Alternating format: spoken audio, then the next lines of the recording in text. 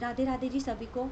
जैसा कि आप सभी को पता है कि कल हमारे एचटेट का जो रिज़ल्ट है आप सबका वो घोषित किया गया है, जो हमारा एग्ज़ाम 4 और 5 जुलाई को कंडक्ट करवाया था बोर्ड के द्वारा 2025 वाला, जो कि 2026 में हुआ था। और 2026 वाले में भी इतने मिस्टेक थी कि हद थी कि आंसर की को भी चैलेंज करना बहुत मुश्किल था। उसके बाद भी स्टूडेंट्स के द्वारा आंसर की को चैलेंज किया गया। इवन हमने खुद प्रूफ लगा लगा कर जो आंसर किया उसको चैलेंज किया, और चैलेंज करने के बाद आज जो परिणाम यानी कि कल जो परिणाम हमने देखा है वो बिल्कुल ही ये कह सकते हैं कि जो स्टूडेंट्स है उसके हित में नहीं है।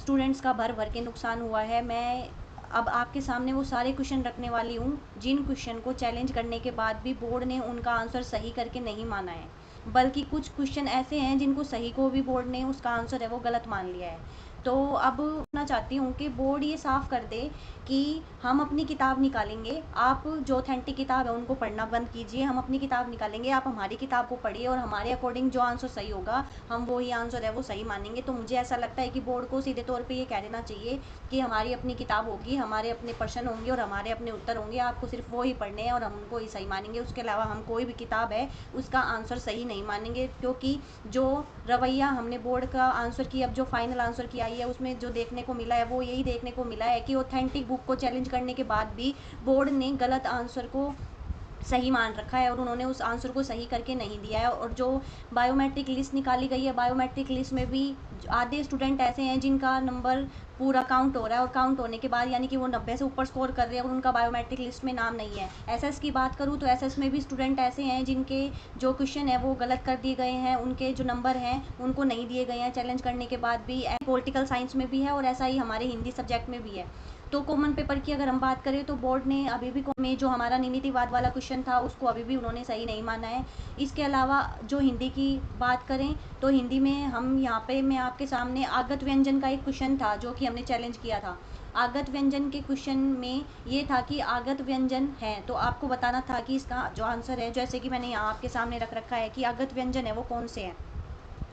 ठीक है, तो इसमें गलती क्या थी कि यहाँ पे इनको नुक्ता लगाना चाहिए था, जो कि इन्होंने नुक्ता लगा के नहीं दिया और इसका आंसर ये सही था। फिर भी हम अगर मानते थे तो इसका आंसर ख जै फै बिना नुक्ते के अगर ये मानते तो ठीक था। लेकिन ये अब बोर्ड ने जब आंसर की रिवाइज करके दिया तो इसका आंसर ये पहले इसका आंसर सी था ख जै फै, अगर इसके नुक्ता लगता तो ये सही होता। ठीक है, और अब बोर्ड ने इसका आंसर है वो ए सही मान लिया है। तो ए सही किस बात पे मान लिया है भाई, ये दोनों तो क्षिप्त व्यंजन होते हैं, तो क्षिप्त व्यंजन को आगत व्यंजन में आप कब से काउंट करने लग गए। अच्छा, मैं अब इसका ऑथेंटिक प्रूफ दिखाती हूँ आप लोगों को। ये बुक मैं इसकी पीडीएफ और ऑथेंटिक बुक है ये। ठीक है, मैं ये दोनों ऑथेंटिक बुक लेके बैठी हूँ। ठीक है, और ये दोनों ऑथेंटिक बुक से ही मैंने सारी पीडीएफ लगाई है। अब ये यहाँ देखना, आगत या फिर ये कह ले कि ग्रहित व्यंजन। ठीक है, तो कौन कौन से हैं, कै ख ग जै और फै।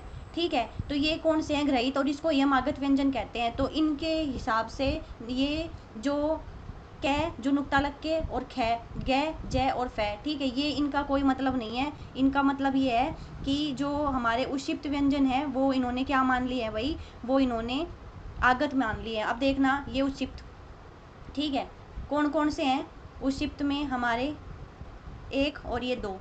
ठीक है, इन व्यंजनों का उच्चारण जीभ की नोक को उलटकर मुर्दा को झटके के साथ कुछ दूर तक छूकर किया जाता है। तो ये प्रूफ है ना, मैं अपने ग्रुप में शेयर कर रही हूँ उठा के। अब बोर्ड ने अब चैलेंज करने के लिए भी कुछ नहीं छोड़ रखा, लेकिन मैं आप लोगों को बताती हूँ कि किस तरह शोषण हुआ है स्टूडेंट्स का। ठीक है, अच्छा, उसके बाद अगला क्वेश्चन, भरत मुनि के अनुसार अनुभावों की संख्या मानी है। तो भरत मुनि के अनुसार अनुभावों की संख्या मैंने जब बुक में देखा है तो उसमें 4 है। ठीक है, तो इसमें 33, 3, 5, बोर्ड ने इसका आंसर 5 मान रखा है। किस बेस पे मान रखा है भाई, एक बार हमें भी बता देना कि किस बेस पे मान रखा है। ये देखना अनुभाव, ठीक है, अनुभावों की संख्या कितनी है, अनुभाव के भेद हैं 4। ठीक है, संख्या इसमें संचारी कितने होते हैं, संचारी भाव, संचारी की संख्या 33 होती है। तो किस आधार पे उन्होंने ये आंसर माना, ये भी गलत था। ठीक है, इसके लिए सबको ग्रेस मार्क्स है वो मिलने चाहिए थे। उसके बाद श्रेष्ठ गुणों से संपन्न शूरवीर नायक, श्रेष्ठ गुणों से संपन्न शूरवीर नायक कहलाता है। बोर्ड ने इसका आंसर मान लिया धीरोदत्त। ठीक है, जो कि गलत है, इसका आंसर धीरोदात ही आएगा। कैसे आएगा, मैंने पहले भी बताया था, अब भी बताया। अच्छा, मैंने भागीरथ मिश्र है उनकी पुस्तक, ये रही ऑथेंटिक पुस्तक है ये। ठीक है, उसके आधार पर ये आपके सामने ये आंसर है।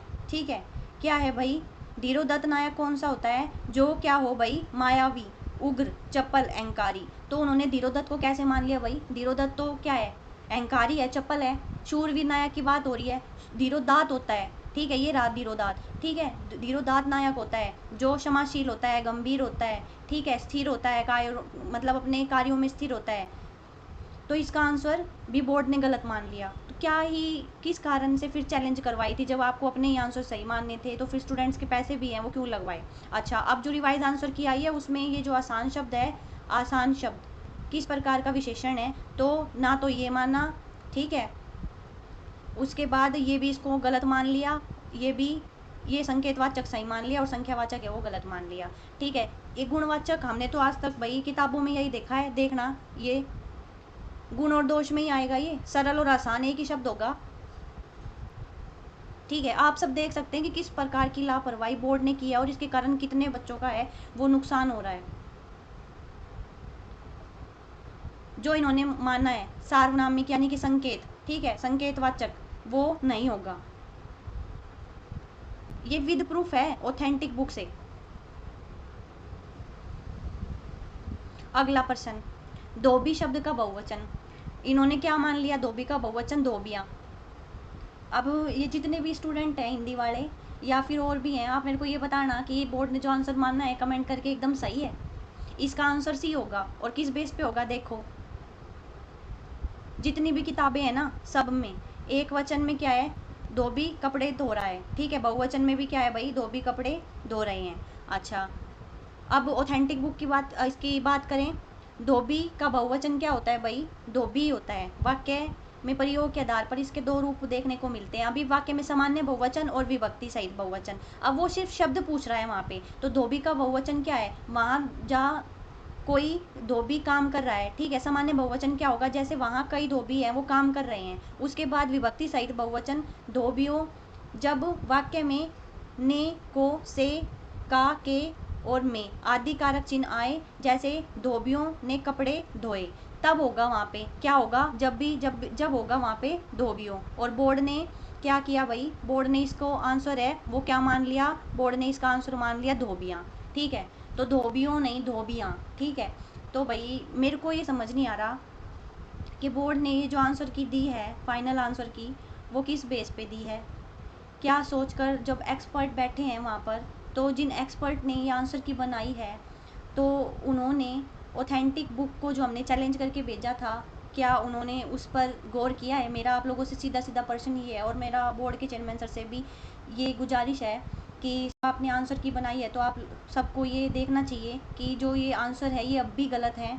मेरी तो यही मांग है सभी स्टूडेंट्स की तरफ से कि जितने भी ये आंसर गलत हैं उन आंसरों को ठीक किया जाए। एस्टेट कि हमारा जो टीजीटी का एग्ज़ाम है, जितने भी स्टूडेंट है टीजीटी के, चाहे वो हिंदी के, एसएस के, पॉलिटिकल के, उनके लिए कोई विंडो या कोई साइट ओपन की जाए जिसके माध्यम से हम दोबारा अपनी बात को आप तक रख सकें और विद प्रूफ रख सकें। हम ये बात ऐसा ही नहीं बोल रहे, एसएस के भी बहुत स्टूडेंट है, पॉलिटिकल साइंस के भी बहुत स्टूडेंट हैं जिनके आंसर अभी तक सही नहीं हुए हैं, इवन हिंदी के भी इतने मैंने क्वेश्चन आप लोगों को दिखा दिए हैं। तो बोर्ड को इसके लिए ज़रूर स्टूडेंट्स के हित में कुछ करना चाहिए। अगर बोर्ड ऐसा नहीं करता है तो सीधी बात ये है कि भाई देश में जो स्टूडेंट्स का हनन हो रहा है, शोषण करने की एक रीत सी बन गई है कि भाई चाहे एग्ज़ाम कैसा भी हो, आंसर कुछ भी दे दें, ठीक है, हर चीज़ में पिसेगा स्टूडेंट ही।